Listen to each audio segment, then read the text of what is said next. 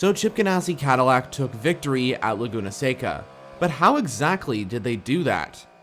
A lot happened during IMSA's race at WeatherTech Laguna Seca Raceway, including a new GTP entry from JDC Miller Motorsports, a costly mistake for one of the Porsches, and a brave overtake by Colin Braun in the MSR Acura.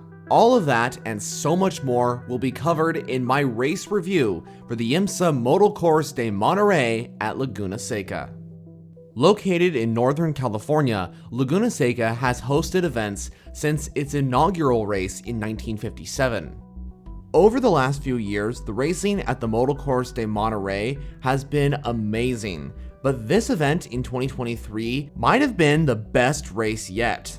This year sees the addition of the GTP entries making the return to Laguna Seca. The last time Laguna Seca had GTP entries on the grid was in 1993. 9 GTP cars took to the track for this weekend's event. One of the entries was actually making its debut here at Laguna, this being a third Porsche 963, although it's not a factory-backed effort. This entry was run by JDC Miller Motorsports. The Minnesota squad was able to return to IMSA's top class for the first time since 2022. In qualifying, Porsche dominated the sessions, with both factory-backed Penske entries taking first and second. They also jumped into the 114s. The number 60 Acura was the only other car to do so. And it wasn't just in GTP, as the other two classes of GT racing also saw a Porsche take pole position for their class. Now, the 01 yellow Cadillac started down in 6th position, and when they made their way down to turn 1, it actually went off the track following the lockup from the number 7 Porsche, and actually went down to last for a brief moment. So considering that the Cadillac was in last position in GTP and still won the race, pretty much explains that this class is incredibly competitive. And it goes to show, if you qualify on pole position, it doesn't automatically mean you win the race. So quick recap, the number 7 Porsche locked up and lost the lead to the number 60 Acura, which took advantage of this. The number 31 Cadillac was also able to get past both of the Porsches. So you may be asking, how did Porsche lose so many positions at the start?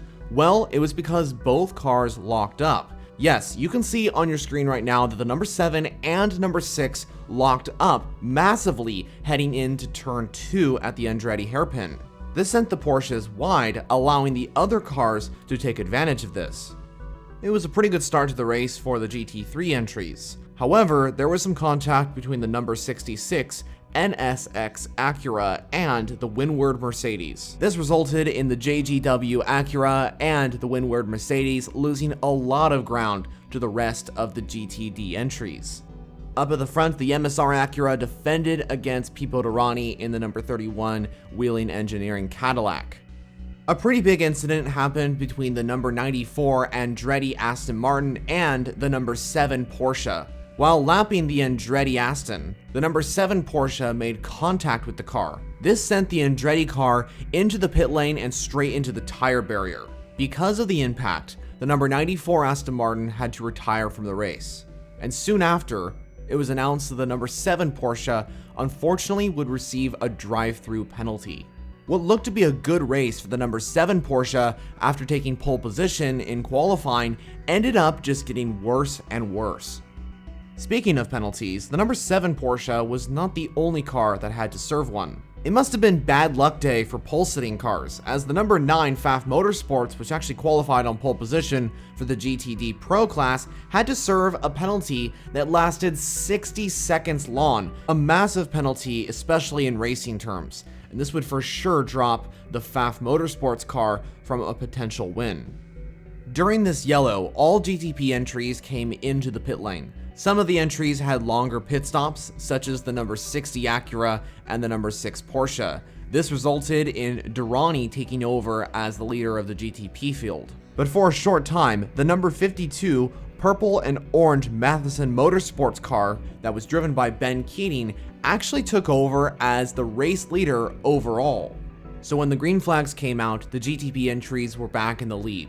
with the number 31 red Cadillac driven by Pipo Derani extending its lead off the number 25 BMW.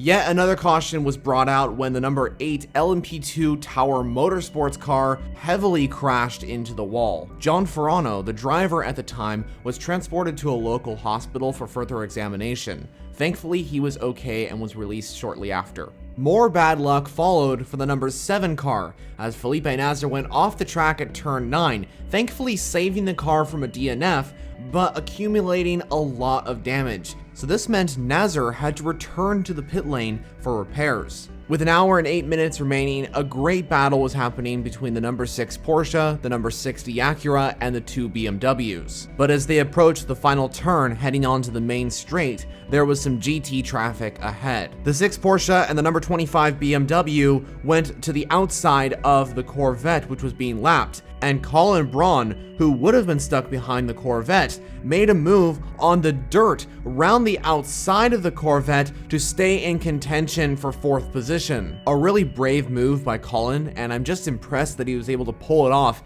and still be in contention for that position. Meanwhile, Van de Zande has stayed ahead of Albuquerque in the number 10 Acura, and is now chasing down the race leader, the number 31 Cadillac driven by Pipo Derani.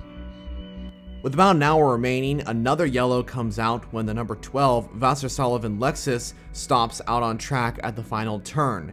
But when the green flags wave, this allows Van de Zande in the yellow Cadillac to get a much better exit off of the Andretti hairpin and make a move on the red Cadillac into turn 3 for the race lead. That ended up being the race winning move for Van de Zande, as he was able to extend the gap off of the red Cadillac and continued to lead Laguna Seca for the remainder of this race. Penalties crept back into the race for the GTD Pro class after the number 9's 60-second penalty earlier on. Heart of Racing's Aston Martin and Corvette's number 3 car had to come in to serve penalties. This would ultimately take them both out of contention for the win in GTD Pro. Towards the end of this race, Porsche is catching Cadillac for the win. The number 6 car, driven by Nick Tandy, was able to get past the Action Express Cadillac, and with limited time remaining, is just a few seconds away from the race leader. I think if we had 5 or so more laps, Nick Tandy in the Porsche would have been able to overtake the 01 Cadillac and win Laguna Seca. But of course, that didn't happen. For a brief time, they were last in GTP, though they fought hard and took the lead off the red Cadillac. But Van de Zande comes across the line to take win number 1 this season for the 01 Cadillac. Chip Ganassi Racing win Laguna Seca in 2023, with the number 6 Porsche coming across the line in 2nd, and the Action Express Cadillac comes across the line in 3rd. In LMP2, a well-deserved win for the number 11 TDS racing car. Mikkel Jensen comes across the line in that entry to take the victory. In GTD Pro, it was the number 79 WeatherTech Racing Mercedes. It was their 2nd race win this season, and a memorable one as well, as WeatherTech Racing win on the circuit that has the same name as the team itself. And finally, in GTD, it was the number 91 Kelly Moss Racing Porsche taking victory here at Laguna Seca. A fantastic win for the 01 crew of Sebastian Bourdais, Renger van de Zande, and the whole team at Chip Ganassi Racing. Cadillac takes overall victory here at Laguna Seca, and it's a very big redemption story for them, considering that they've had so much bad luck throughout the season. We have to go all the way back to Sebring when they were leading the race, and they had that mechanical issue that unfortunately resulted in them retiring. Then Long Beach, Chip Ganassi and Cadillac never got an opportunity to race this car in Southern California, as the car got on the marbles and had cold tires, unfortunately spinning off and retiring. And then they go to the World Endurance Championship at the Spa-Francorchamps circuit. The yellow Cadillac, badged as the number 3 car, went off the track and into the wall, colliding heavily with the barriers. All 3 of those times, they retired from a top 3 position. So it truly is a redemption story for them as the 01 Cadillac takes victory here at Laguna. Here are the championship standings for GTP after Laguna Seca. The number 6 Porsche still holds the lead of the championship, with the number 31 Cadillac in second, followed by the Konica Minolta Acura in third. JDC Miller Motorsports now makes its appearance onto the leaderboard. Speaking of them, they had a pretty good debut. Considering that it was mainly for testing, they finished in 7th position ahead of 2 GTP entries and were not far off the battle for 5th position between the number 24 BMW and the number 60 Acura. After their win at Laguna Seca, in the LMP2 team standings, the number 11 TDS Racing sits on top with 730 points to their name.